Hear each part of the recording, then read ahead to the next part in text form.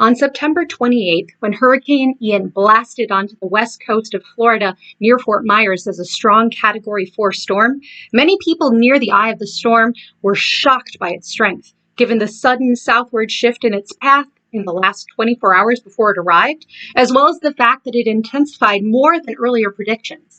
The uncertainty in its trajectory was a huge challenge for the National Hurricane Center officials and others involved when making decisions on whether or not to evacuate residents.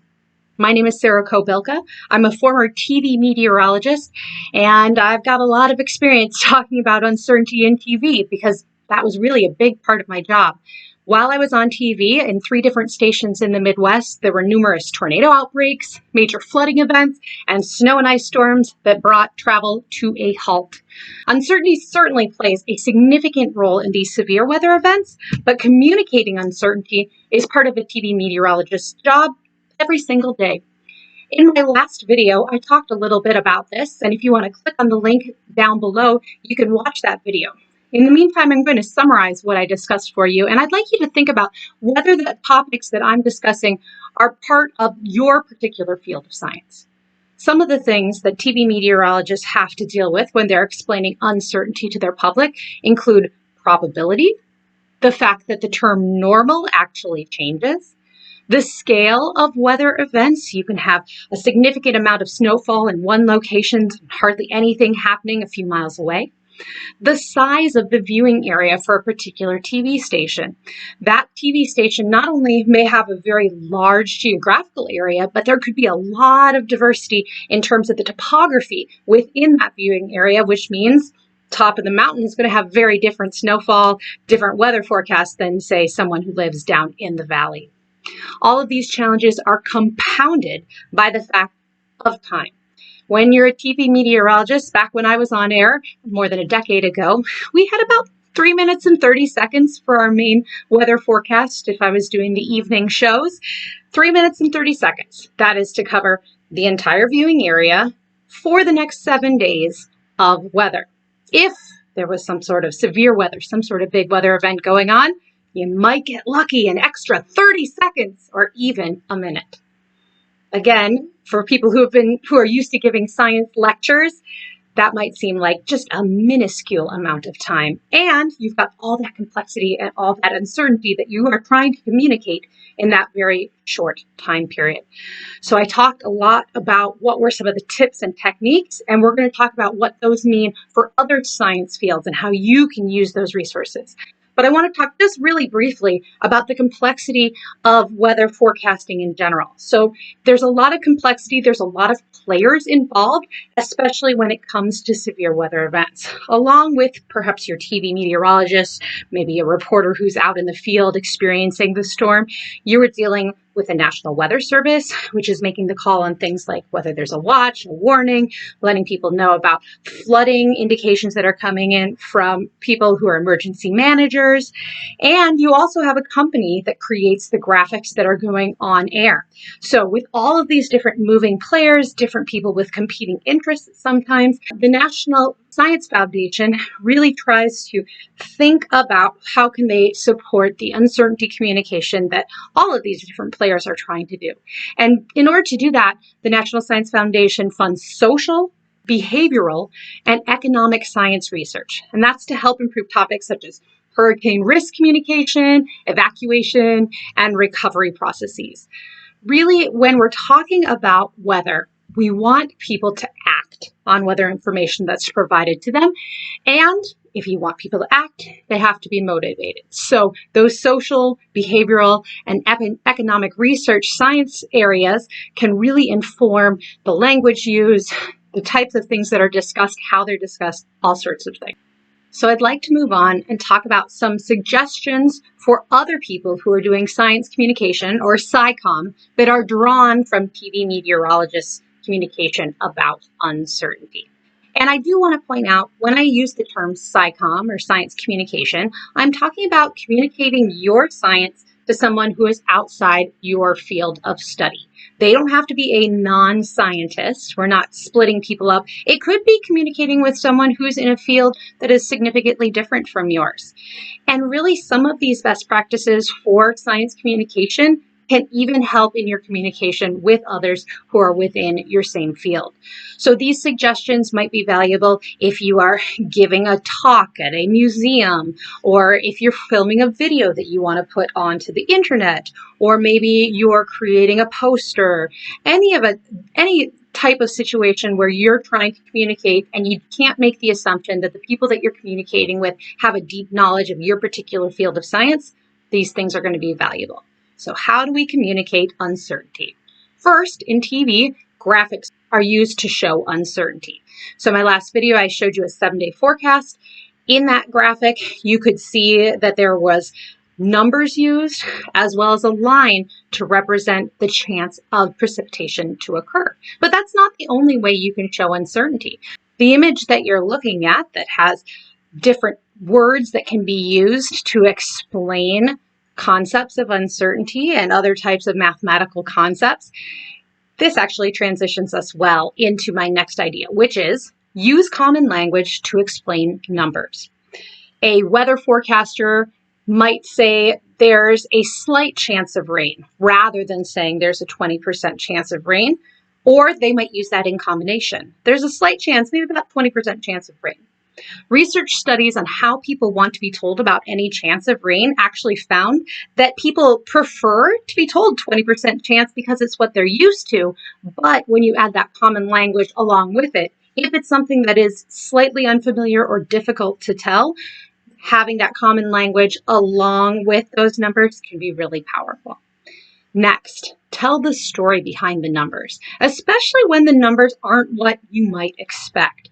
So in the case of a TV meteorologist, they're explaining why the high temperature that is forecasted for tomorrow is actually going to be at 9 o'clock in the morning rather than at 4 o'clock at night, because there's a cold front that's going to come through and push in all this chilly air. Think about in your own field of science, how can you explain why these numbers, if you just look at them, don't seem to make a lot of sense. Don't put up a confusing thing and then not directly address it. And you know what? If you're not sure what things might be confusing for other people, consider showing what you've created to someone else who is outside your specialty and get some feedback from them. Another thing that's extremely important for the field of science, we got to have some humility, and we need to acknowledge when we're incorrect and why.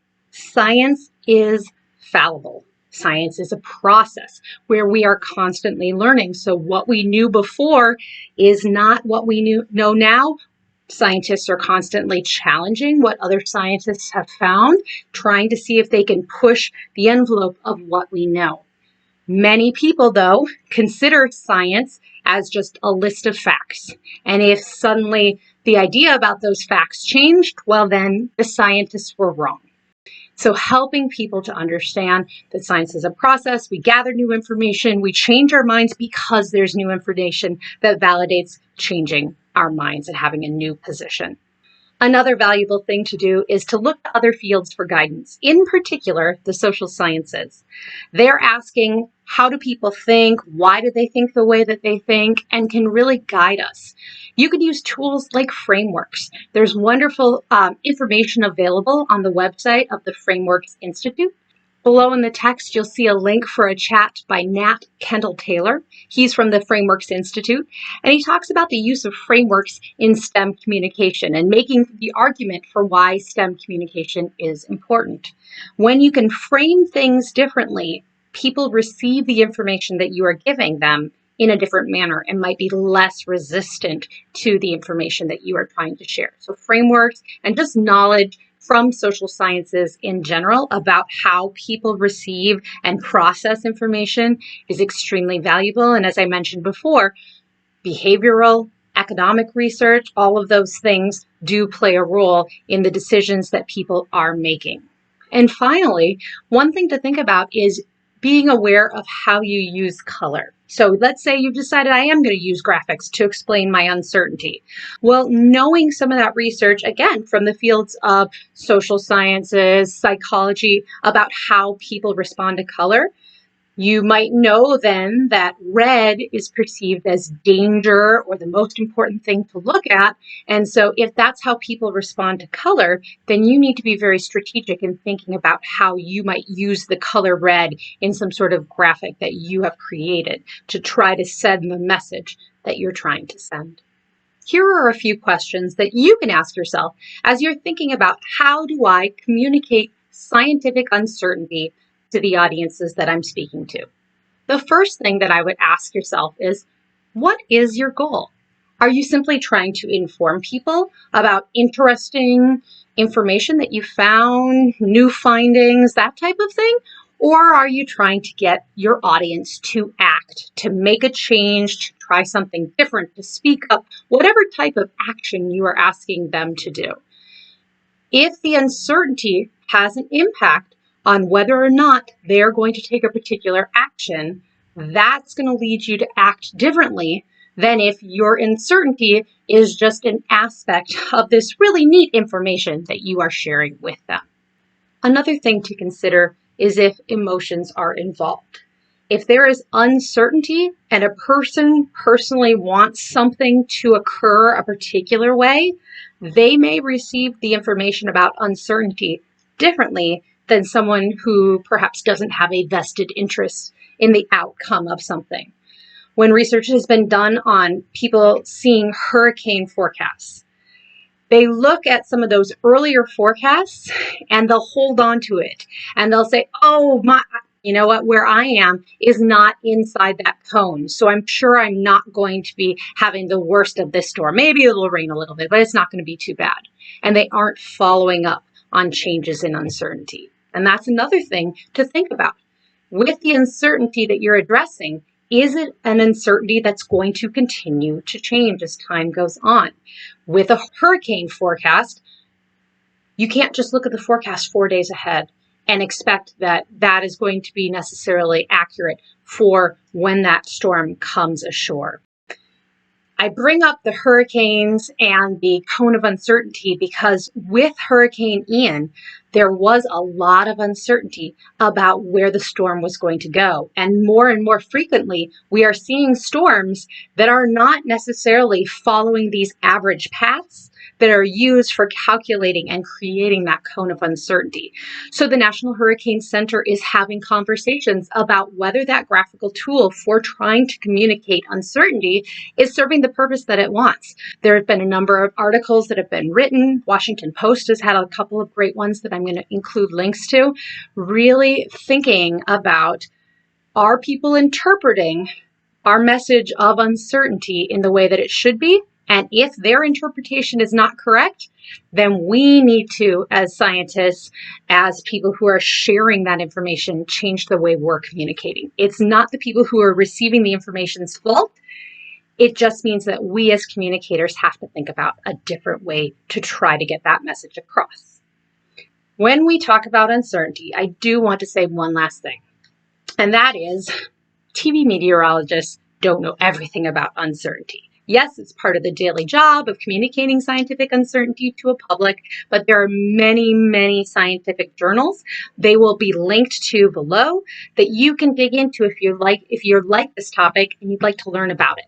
There is, in fact, an entire journal called the Journal of Risk and Uncertainty. It's not yet open access, but they are working on trying to make it become open access, which would be great. And they feature both theoretical and empirical papers that analyze risk-bearing behaviors and decision-making under uncertainty. The journal serves as an outlet for important, relevant research in decision analysis, economics, and psychology. So again, pulling in some of those social sciences, those economic sciences that can really help inform the work that we do as scientists trying to communicate uncertainty. And there's an International Journal of Uncertainty, Fuzziness, and Knowledge-Based Systems. I personally liked that title and did a little digging into what fuzziness is. I'd encourage you to check that out if you're interested by that term. The list goes on and on and on. So if you are interested in learning more about communicating uncertainty, there are plenty of places to find those resources.